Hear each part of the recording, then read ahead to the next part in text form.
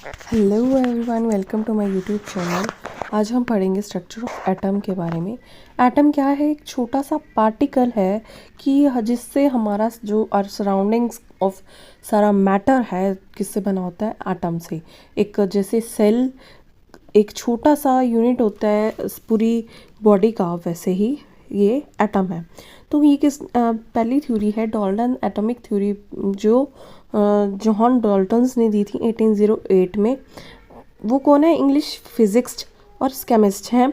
और first complete theory इन्होंने दी थी जिसमें कहा गया था कि मैटर, जो डिस्क्राइब किया था मैटर को किस टर्म में? एटम की टर्म में। इनके कुछ पोस्टुलेट्स हैं कि पहला पोस्टुलेट हमें क्या कहते हैं कि जो एटम्स हैं वो इंडिविजुअल्स होते हैं और इंडेस्ट्रक्टिबल होते हैं। जो सारे के सारे एटम्स हैं सेम एलिमेंट्स, आइडेंटिकल, और मास भी, प्रॉपर्टीज़ भी उनकी सेम होंगी, आइडेंटिकल होंगी सारे के सारे एटम्स की। जो atoms can not be created और नॉट बी डिस्ट्रॉयड, तो ये ही इन्होंने कहा था डाल्टन्स ने। और कंपाउंड्स जो हैं डिफरेंट एटम्स में जॉइन करेंगे एक ही एलिमेंट के सिंपल रेशो में, सेम रेशो में, और केमिकल रिएक्शन रीअरेंज करके एटम्स रीअरेंज होके केमिकल रिएक्शन में इन्वॉल्व होंगे। नेक्स्ट है कि हमारे पास लिमिटेशंस क्या हैं। ये सारे तो पोस्टुलेट्स थे, हमने रीड किया, अपन ने पढ़ा क्या पोस्टुलेट कौन कौन से थे डाल्टन एटम थ्योरी के। लिमिटेशंस क्या रही इस थ्योरी को एक्सप्लेन करने में कि ये एक्सप्लेन नहीं कर पाया है कि आइसोटोप नाम की भी कोई चीज़ होती है या आइसोबार्स भी होते हैं। और ये स्ट्रक्चर ऑफ एटम को भी अच्छे से एक्सप्लेन नहीं कर पाया। साइंटिस्ट आए, बहुत सारे साइंटिस्ट आए, उन्होंने डिस्कवरी की पार्टिकल्स की, एटम के इनसाइड और आउटसाइड सारी चीज़ों की डिस्कवरी की, और डिविजिबल भी बताया कि एटम्स अंदर भी डिविजिबल हो सकते हैं। तो ये एक लिमिटेशन रही इस थ्योरी की।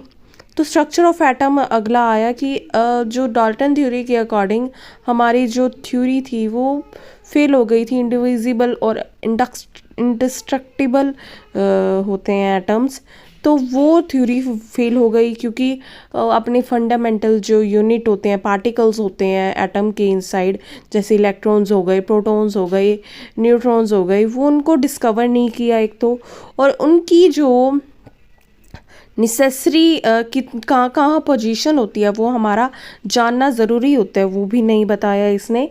और अगले साइंटिस्ट आए जिन्होंने बताया, उनका हम आगे पढ़ेंगे। जैसे थॉमसन मॉडल जे थॉमसन ने दिया था, वो ब्रिटिश फिजिक्स थे। इन थ्योरी की ड्रॉबैक्स की, पिछली थ्योरी की ड्रॉबैक्स के ओवरकम करने के लिए ये थॉमसन आए थे। 1859 में इन्होंने डिस्कवर किया इलेक्ट्रॉन्स को, और फर्दर डिस्कवर किया स्ट्रक्चर ऑफ एटम को। इसका मॉडल क्या है कि similar to that Christmas pudding और वाटरमेलन वाले, जो वाटरमेलन होता है उस पे बेस है इसका मॉडल। इसमें क्या होता है, रेड जो पार्ट होता है उसको तो पॉजिटिव नाम दिया उसने, पॉजिटिव चार्ज वाला, और जो उनके अंदर सीड्स एम्बेडेड होते हैं रेड वाले पार्ट के अंदर, उसको क्या दिया? नेगेटिव चार्ज का पार्ट माना उसने। और मैग्नीट्यूड दोनों का, पॉजिटिव और नेगेटिव चार्ज का इक्वल होता है, तो इस करके जो हमारा एटम है न्यूट्रल होता है, ये बताया उसने। इसके ड्रॉबैक्स क्या हैं थॉमसन मॉडल के कि ये एक्सप्लेन नहीं कर पाया प्रेजेंस ऑफ न्यूक्लियस की प्रेजेंस को ये एक्सप्लेन नहीं कर पाया। और अगला क्या है कि स्टेबिलिटी को भी एक्सप्लेन नहीं कर पाया, इसलिए ये इसकी ड्रॉबैक्स हैं। अगला है Rutherford models of an atom. ये किसने दिया था? Ernest Rutherford. ये इसने कब दिया था? 1911 में।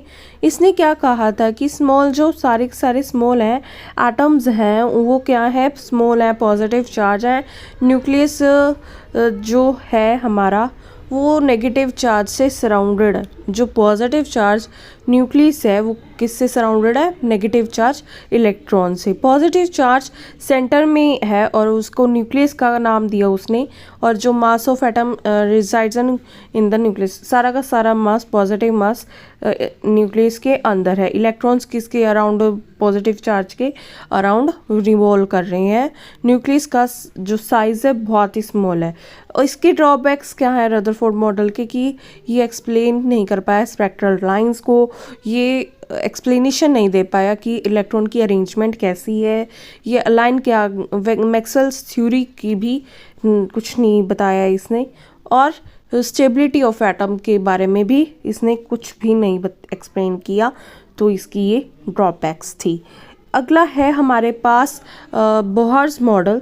बोहर्स मॉडल में क्या है कि हमारे पास जो बोहर मॉडल है नील बोहर ने दिया था 1915 में। जो ये कब आया कि इसकी मॉडिफिकेशन ऑफ रदरफोर्ड मॉडल के ऊपर ये बेस है, और स्मॉल पॉजिटिव चार्ज न्यूक्लियस है, रिवॉल्व करे negative charge electron in a fix orbit.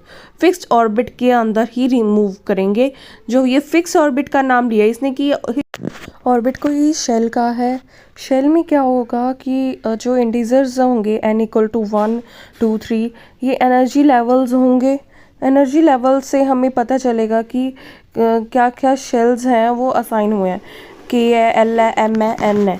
Okay, उसके बाद लिमिटेशंस क्या हैं इसकी, कि ये फेल हुआ एक्सप्लेन करने में जीमन इफ़ेक्ट को, और ये स्टार्क इफ़ेक्ट को भी एक्सप्लेन करने के लिए एक्सप्लेन नहीं कर पाया, फेल हो गया। हाइजेनबर्ग अनसर्टेनिटी प्रिंसिपल को भी एक्सप्लेन करने में ये फेल हुआ। तो इसके बाद ये इसका ये बोहर्स मॉडल का ये थोड़ा सा एनर्जी लेवल्स हैं। Thank you for watching. Please like, share and subscribe this channel to update this channel.